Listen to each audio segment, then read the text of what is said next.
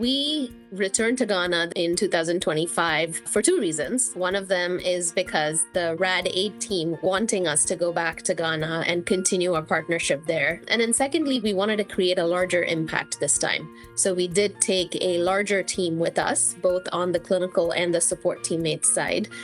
Clinically, we had 17 teammates, and in 2025, we were able to serve 4 different sites.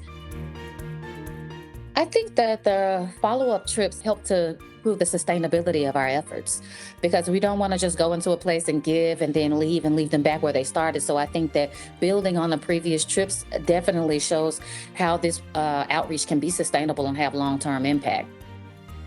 I helped them with the neuroradiology cases, and when they started showing me the case, I got impressed because they had very, very positive cases, like huge masses and huge lesions. They're very eager to learn. It was priceless to me. I never forget this experience, and I'm hoping to have more. We were there on the first day, Monday. The fellow was super excited because I was going to teach her how to do biopsies. I realized they have no equipment, they have no biopsy needles. So I put it in the chat like, hey, I know some of you have needles. Can I borrow these needles? Beg, borrow, steal. So immediately Sachin and a few more said, I have needles. So that night in the hotel lobby, I collected 15 needles, 15 biopsy equipments, and that just shows the RP spirit. We are all like, your patients need them, you take them. There's a lot of practical hands-on skills that were shared. So I actually created templates, reporting templates at both of the teaching hospitals I was assigned to. Because these are the kind of things that you need every day, that makes a difference in the quality of your work. I think the big thing for me coming back was seeing how excited they were, like it was genuine. And I couldn't believe how many of the residents remembered my name.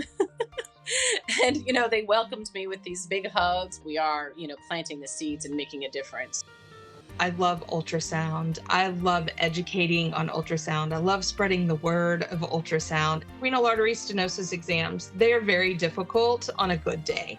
And if you don't have the right technique or you're not using the right windows, it can be virtually impossible. And it's extraordinarily frustrating for the sonographer because she can't get the pictures that she wants, right? So I completely taught her a new way to do it. And it's like a light bulb went off. So I could see that, yes, I was making a very immediate impact on that. I was very happy that I had the opportunity to work with them. I'm still working with the lead MRI tech. We are still communicating and going over protocols. They were very appreciative. It was super nice to see that we all have the same purpose. Whether that's in the US or in Ghana, we all kind of knew that, okay, patients come first. Why are we doing what we do? This is not just to help them out, but it's also to help us out, even if it's just to remind us that, we're doing this for a purpose. I am now taking it away as more like a setting a foundation for the future.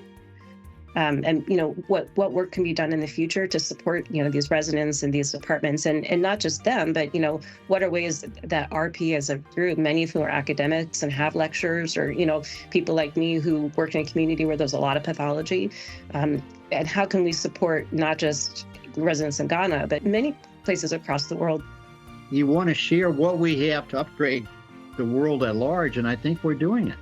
And it was good to see that there is solid training all over the world for MDs. I've always felt that, and it was good to see it in person.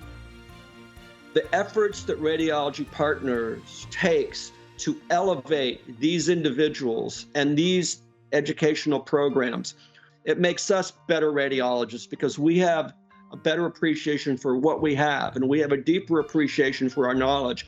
And it gives us a sense, I'm going to use the word reverence, for what we have in this country and what we're capable of doing in the entire world. The residents there are excited and interested in what we have to say. I think that these trainees really were appreciative and kind of needed this help. So if we have the capability and opportunity to provide it, we absolutely should. I've never been more proud of being an RP than I was when I went to Ghana. that collective group of people going and with the mentality of just being there to help and teach was really special.